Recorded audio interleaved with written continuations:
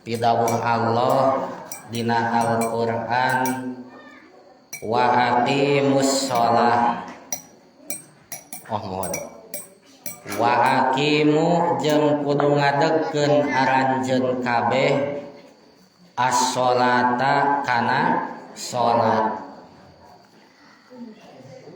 Ieu teh insyaallah sadayana parantos uninga kana eta ayat wa aqimus shalah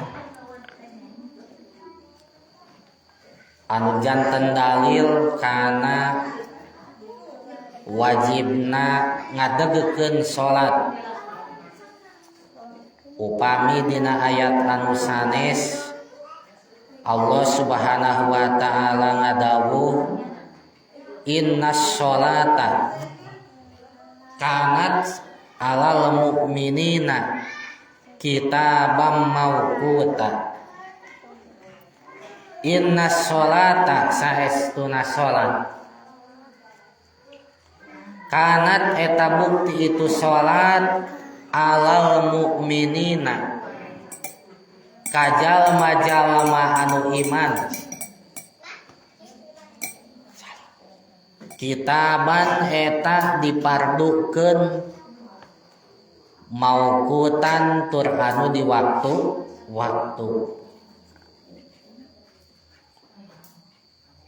janten salat teh wajib hukumna ka jalma-jalma anu beriman sehingga eta jalmi-jalmi anu beriman upami ninggalkeun salat teu aya udur dihaja maka eta jalmi anu iman doraka hukumna.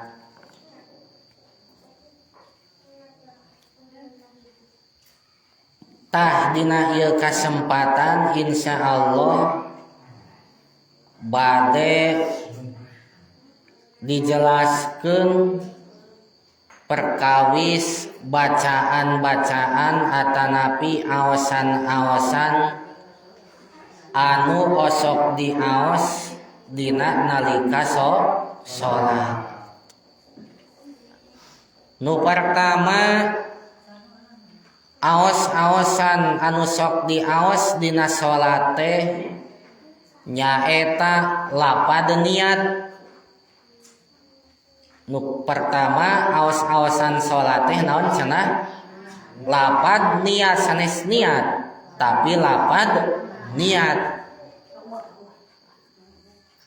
Kumaha lapad niat teh? Lapad niat teh artina teh ucapan niat salat. Ucapan niat salat teh tergantung salatna. Upami ibu bapak bade salat isya maka lapad niat salatna berbunyi usolli fardol isya'i arba'a raka'atim mustaqbilal kiblati adaan imamal lillahi ta'ala. Lamun imam, lamun makmum adaan makmumal lillahi ta'ala. Gitu kan ya, eta teh naon namina teh nu disebatkeun nemeh teh lapad niat. Naon lapad niat teh hartosna ucapan niat. Kumaha cenah ogenan Pak Ghazali hukumna ngalapadkeun niat. Hukumna kumaha? Naha wajib atawa sunat. Nyebutkeun usolli teh bapak-bapak ibu-ibu sunat wajib. Hukumna teh naon cenah? Sunat. ngucapkeun usolli fardol isya'i dan seterusnya eta teh hukumna teh sunat wajib. Da ari anu wajib mah niat sanes lapad niat. Anu janten wa rukun salat anu hukumna wajib kedah dilaksanakeun mah sanes nyebutkeun usolli tapi niat di mana cenah ogenan Pak Ghazali tempatna niat. Jawabanana tempatna niat mah bil qalbi dina hate sanes dina cangkem. Dina naon tempatna niate? Atuh seandaina ibu-ibu bapak-bapak ngucapkeun usolli fardol isya'i ada alillahi ta'ala tapi hate teu niat, dina hatena teu niat, maka cek hukum fikih mah salatna teh teu kaji. Sabab eta ibu jeung bapak hatena henteu niat. Iraha cenah ogenan Pak Ghazali ari waktuna niat. Ari name mah pertanyaanna teh irah dina naon tempatna niat. Ari ayeuna mah pertanyaan teh iraha waktuna niat. Tempat jeung waktu. Waktuna niat iraha, jawabanana waktuna niat teh dilaksanakeun dina mimiti ibadah. Iraha waktuna ngalaksanakeun niat teh dina mimiti ibadah. Caritana ieu nu dibahas teh ibadah puasa, ibadah salat. Ibadah salat berarti niat salat teh dilaksanakeunana teh dina mimiti Pertanyaanana ibu-ibu, bapak-bapak semua yang ada di sini, naon ari mimiti salat? Naon mimiti salat? Sanes niat. Mimiti salat teh nyaeta takbiratul ihram. Ari panutup salat taslim atawa aweh. Cek tadi waktuna niat teh nyaeta dina mimiti ibadah, dina mimiti ari mimiti salat teh takbiratul berarti ngalaksanakeun niat salat teh dina nalika takbiratul kumaha takbiratul ihram teh bacaanana Allahu Akbar. Berarti keur ngucapkeun Allahu Akbar takbiratul ihram hate mah ngalaksanakeun tah kitu ibu-ibu.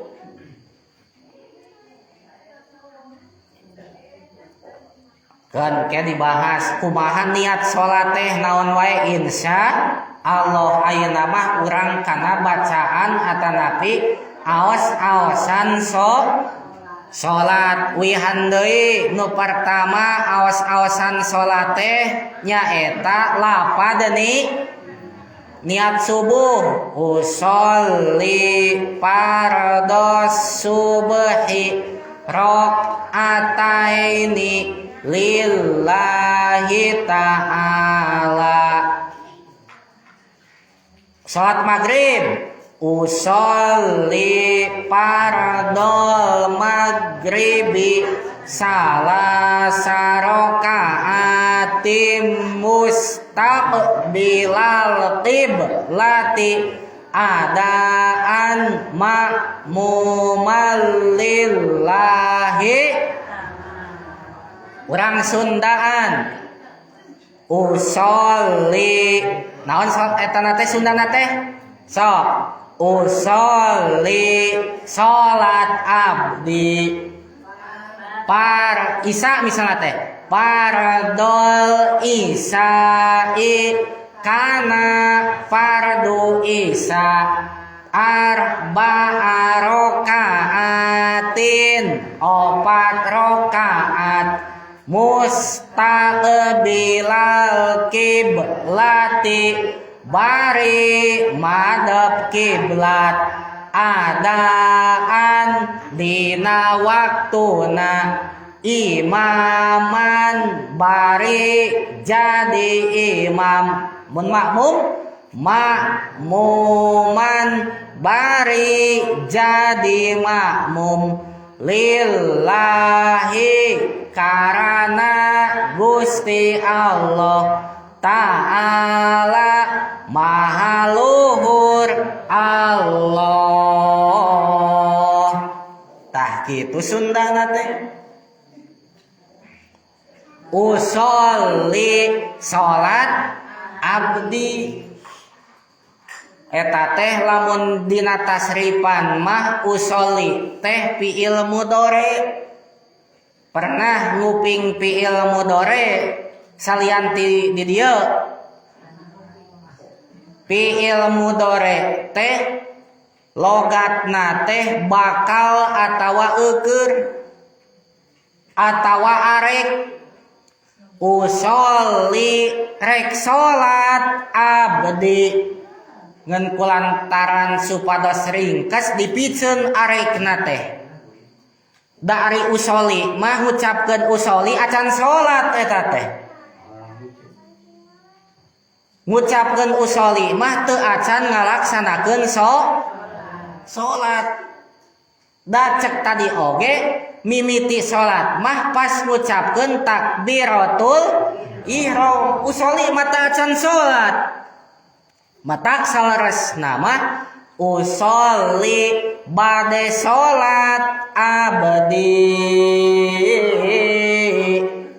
kitu tanya bade salat abdi teh bade naon bade salat salat abdi teh Gusti mata nyebut usolli teh salat naon parados subhi kana fardu subuh misalna teh paradol isai kana fardu isa nu lima we eta tinggal gentos kumaha salatna da anu lima eta teh salat fardu salat wajib hukumna teu meunang ditinggalkeun sok sanajan nuju repot sok sanajan nuju teu mang sok sanajan teu bisa usik jeung malik padahal mah hate mah emut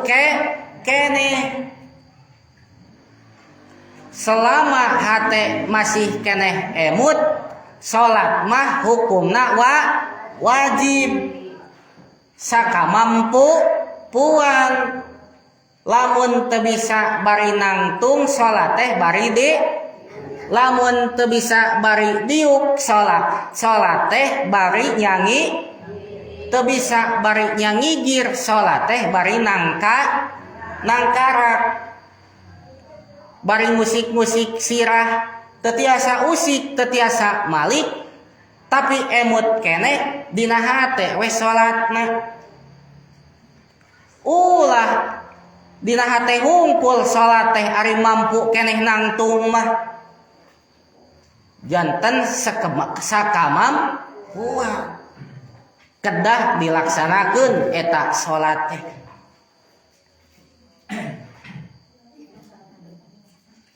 sabaraha rakaat salat Isya 4 rakaat kumaha bahasa Arabna 4 rakaat teh dina lapad niat arba'a rakaatin 4 rakaat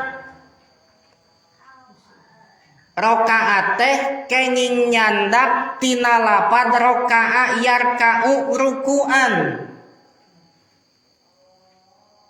Kenging nyandak tina naon rakaat teh ruku'an. Janten di etang sarakaat upami atos ruku'. Sabab salat Isya aya 4 rakaat berarti 4 rukuna teh. Nya, leres henteu. Salat subuh sabaraha rakaat? 2 rakaat, 2 rakaat mah bahasa Arabna dina lapad niat naon? Rakaataini. Lamun salat maghrib sabaraha rakaat? 3 rakaat dina lapad niat mah kumaha bahasa Arabna? Salasa rakaatin 3 rakaat. Jadi ngitung sarakaat teh upami mendakan ruku.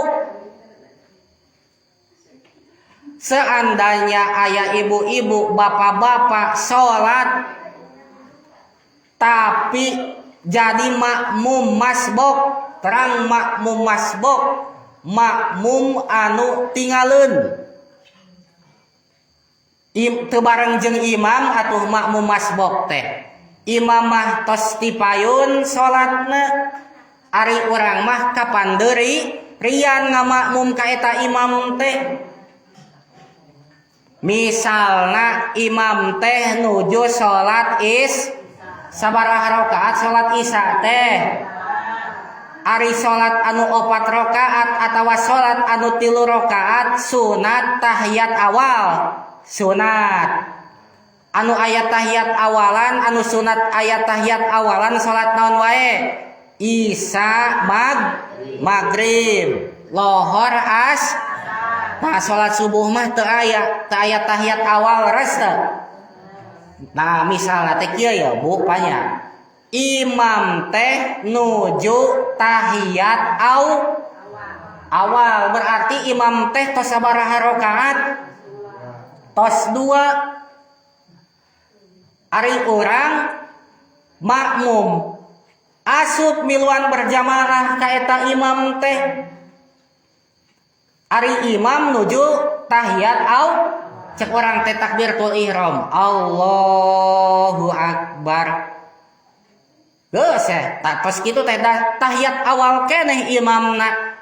Urang teh teruku teu sujud, langsung tos takbiratul ihram teh tahiyat tah eta teh ibu bapak anu tinggalin anu langsung tahiyat awal can menang sarakaat eta teh.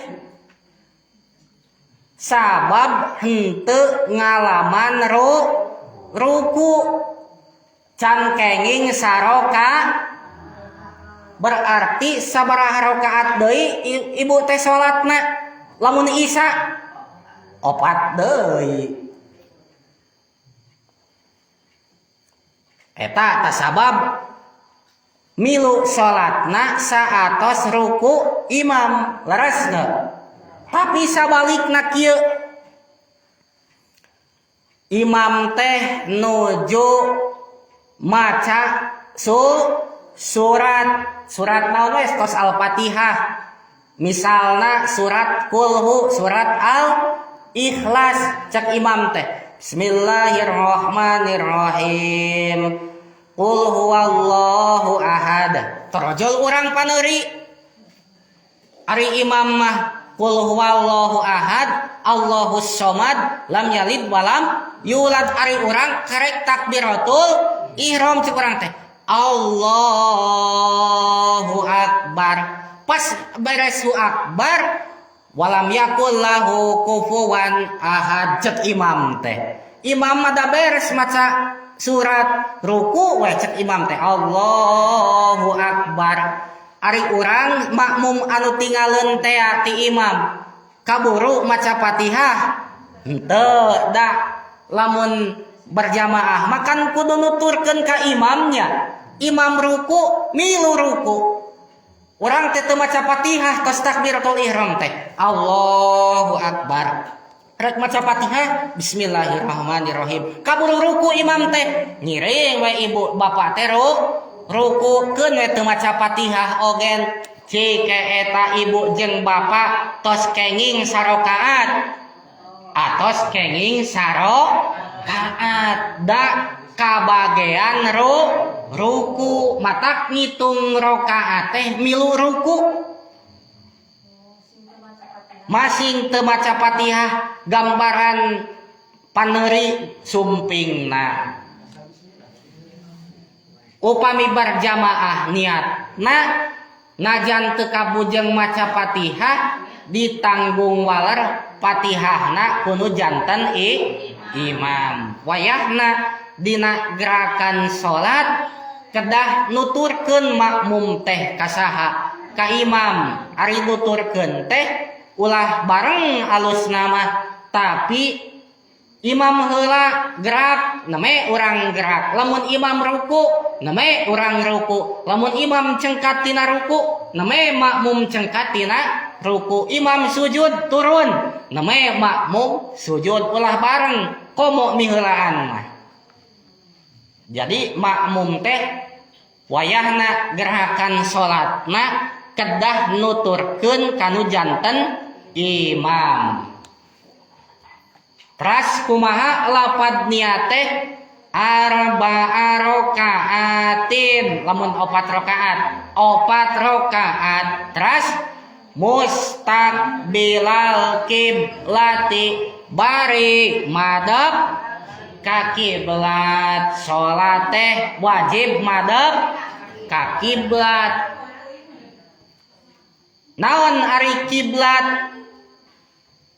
Salat teh wajib yang hareup kiblat. Naon ari kiblat? Ari kiblat teh nyaeta arah yang hareup kana Ka'bah. Kiblat teh areup non areup arah yang hareup kana Ka'bah. Sok sanaos da ti urang mah tebih kana Ka'bah maka bahasa nu pantes nama mustaqbilal kiblati madhep kiblat da urang mah jauh kana Ka'bah teh duka meneran pas kana Ka'bah duka beuki ditu mah beuki jauh kana Ka'bah teh keun we nu penting madhep kiblat we madhep ka belah arah Ka'bah. Teu apal hese masih geus init oh kita hese jauh mun kitu ngantengkeun kitu nya. Kecuali jalmi anu caket payuneun Ka'bah maka pantes lapat niatna teh payuneun Ka'bah mah mustaqbilal Ka'bati bari madhep ka Ka'bah da deukeut Ka'bahna katingali. Kumaha lamun kitu cenah Pagojali da tebih ti kiblat ti Ka'bah urang teh tapi niat teh mustaqbilal Ka'bah doraka moal moal ari doraka mah teu naon urang niatna mustaqbilal Ka'bati teu naon ngan peda lamun ningali kaayaan lebih tepat mustaqbilal kiblat tong jadi perdebatan bisi ibu atawa bapak nguping batur niatna mustaqbilal Ka'bah tong matak janten paseakeun baik antep lah kitu mah naon ieu model lapat niat salat lapat niat puasa aya nu kieu nawaitu sauma godin an adai pardi sahri ramadana aya anu ramadana aya anu ramadoni mana anu laras kumaha ieu narkibna lamun narkibna diidopatkeun lapad Ramadan teh kana hadis sanati maka lamun diidopatkeun mah Ramadoni lamun lapad Ramadan misah tina lapad hadis sanati maka dibaca Ramadana bae bade Ramadani tong janten pasea eta oge keun we antep lah. Nu penting mah puasa. Ras mustaqbilal kiblati bari madep kiblat teh iraha jawabanana madep kiblat teh nuju mimiti salat nuju takbiratul tah ketika takbiratul ihram maka urang teh kedah tos madep kiblat sebelum takbiratul ihram teh kunaon cenah ogenan pagojali madep kiblatna jawabanana madep kiblat teh kudada sanes ku wajah tapi kunaon kudada. Nah cek neme madep kiblat teh wajibna teh dina keur takbiratul ihram sebelum takbiratul ihramna atuh ari nuju usoli mah eta teh teu nanaon teu madep kiblat oge keur usoli keneh mah misalna teh kieu urang teh rusuh di jalan teh usoli fardhu isya'i kitu teu nanaon can madep kiblat ge ari nyebutkeun usoli mah ngeun pas takbiratul ihram mah kudu geus kieu ulah kieu Allah tong kitu kedah tos siap heula tos madep kiblat kitu.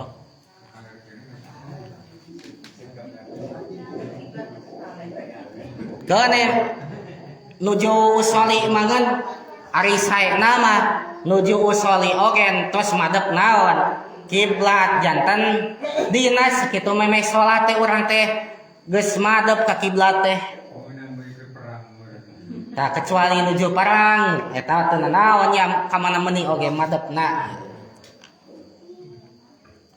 Terus mustaqbilal kiblati adaan dina waktuna janten salat teh kudu dina naonana dina waktuna kade ulah salat lain dina waktuna doraka kumaha salat lain dina waktuna teh can waktuna geus salat kala giat misalkeun si bapa eta mah can ge waktuna geus naon lain kalah ka menang pahala tapi kalah ka doraka can pas can waktuna atawa ada di luar waktuna teh waktuna geus beak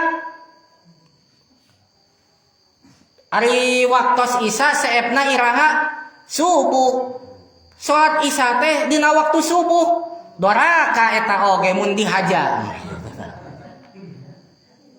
janten salat teh kudu adaan kedah dina waktuna teu kenging salat lain dina naonana lain dina waktuna kedah dina jero waktuna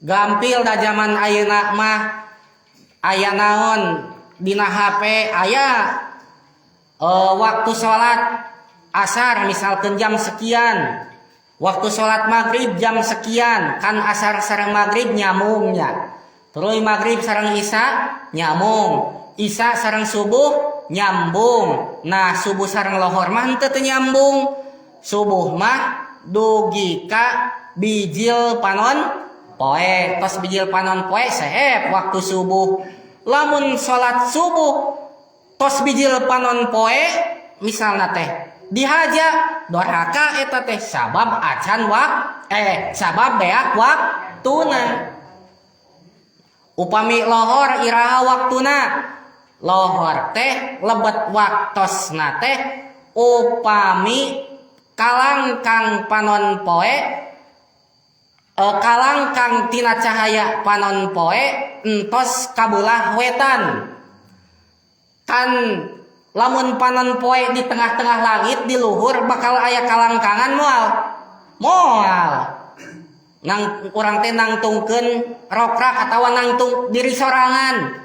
Lamun panon poe masih keneh di tengah-tengah langit urang teh nangtung kalangkang urang teh teu aya kajijep teu aya ngeser we panon poe teh ka beulah we kulon tak aya we kalangkang urang teh leutik di beulah we. Lamun panon poe beulah kulon kalangkang urang teh pasti di wetan. Tah lamun tos aya kalangkang di beulah wetan tos datang waktu lohor eta teh. Ari waktos asar iraha seep waktu lo ta ari waktos asar mah lamun kalangkang hiji perkara sami jeung anu boga kalangkangna. Ieu teh ibu teh nangtungkeun rokrak sameter misalkan. Lamun kalangkang eta rokrak anu sameter teh sami deui sameter heg leuwih ari rokrakna sameter ari kalangkangna sameter 2 cm misalnya tos datang waktu asar eta teh mun tos kalangkangna leuwih panjang daripada anu boga kalangkangna.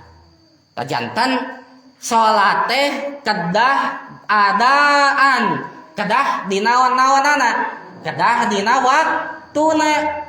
Entong salat ari acan naon mah ari acan datang waktosna mah kedah dina naonana kedah dina waktuna. Kumaha cenah dina Al-Qur'an innas sholata kanat alal mu'minina kitabam mauquta.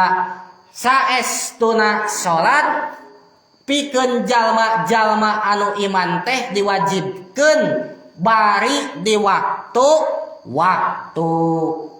tos saterasna adaan dina waktuna teras lillahi ta'ala karana Allah ta'ala.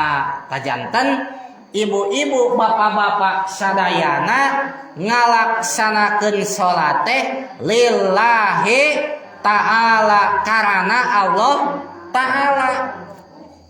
Sanes karana anu sanes karana diri sorangan, sanes karana batur, tapi abdi teh ngalaksanakeun salat teh bade salat teh lillahi ta'ala karana Allah ta'ala. Terlalu hina lamun urang ngalaksanakeun padamelan ngalaksanakeun ibadah terlalu hina lamun karana salianti Allah. Terlalu hina lamun ibadah karana hayang kapuji ku jelema. Terlalu hina lamun niat salat lamun niat ibadah urang teh karana hayang beunghar. Naon margina? Margi diri sorangan jelema kabeungharan hayang kapuji ku makhluk eta teh teu aya naon-naon. Nana lamun dibandingkeun sinareng Allah Subhanahu wa ta'ala yang maha menciptakan. Moal aya anu dipuji lamun eueuh lamun ku Allah teu diciptakeun jalma anu dipujina.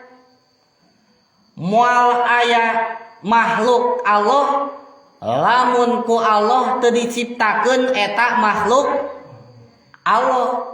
Atuh kulantaran kitu ibadah teh ulah karana anu diciptakeun ku Allah, ulah karana hayang kapuji ku jelema.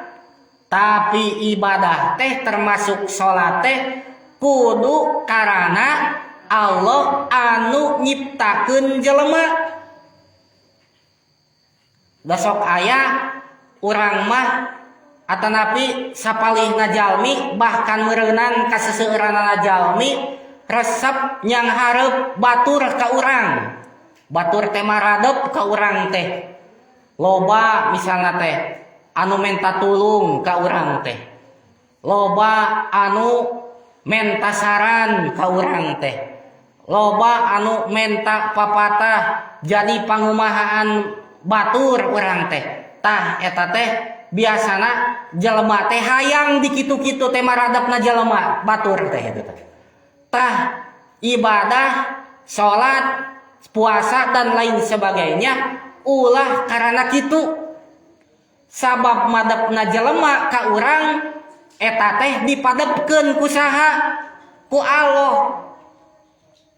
Sabab yang hareupna jelema teh disangharepkeun ku saha?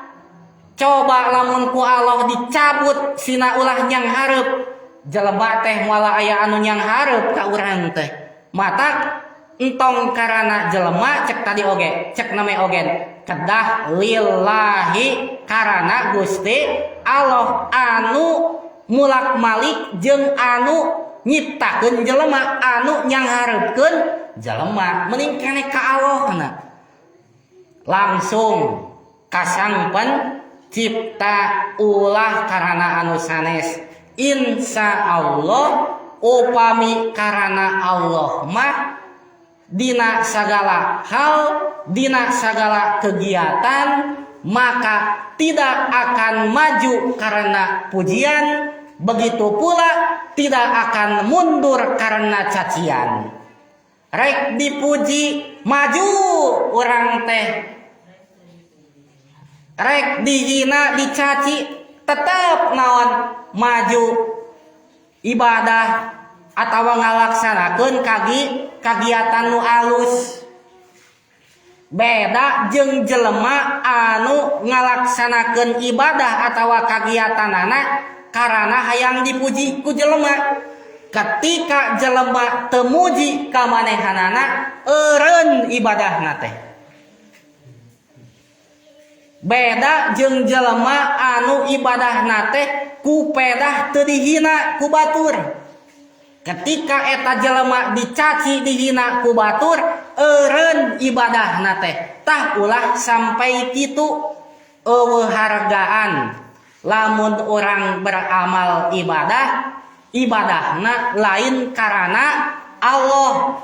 Kieu ibu-ibu bapak-bapaknya, lamun ibu-ibu bapak-bapak seueur ngalaksanakeun pekerjaan ibadah tapi eta ibadah anu loba dilaksanakeun ku ibu teh ku bapak teh lain karana Allah, sok sanajan ibu bapak capek bakat ku loba amal ibadahna tapi lain karana Allah teu aya hargaan eta teh amal ibadah nu capek eta teh.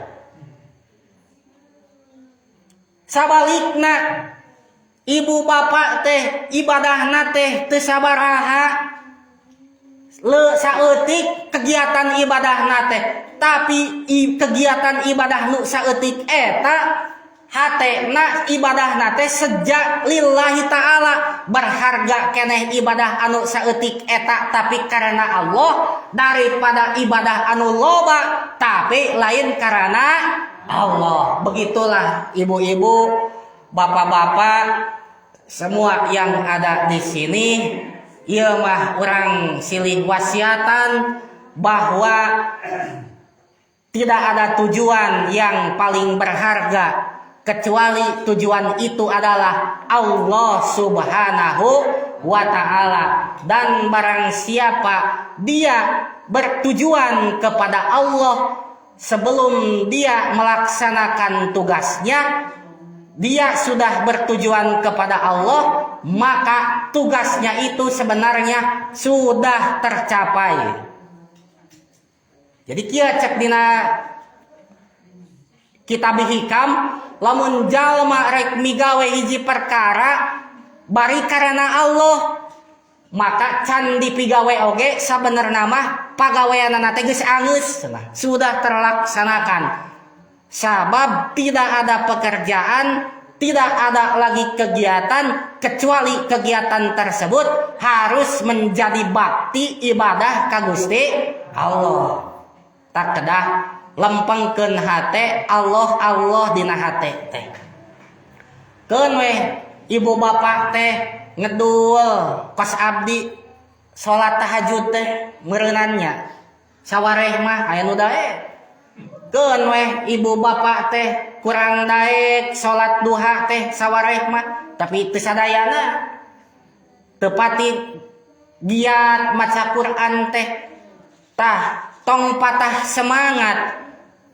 Eusian we hate ibu lamun aya kegiatan teh sing karana Allah. Tamun hate ibu geus kitu engke da bakal ningkat dohir badan urang teh. Bakal ningkat. Tadi teh ngedul aya non salat witir teh ayeuna mah jadi daek da kamari ogen salat witir anu sarakaat teh kuring mah teu boga tujuanna naon karena Allah perintah Allah.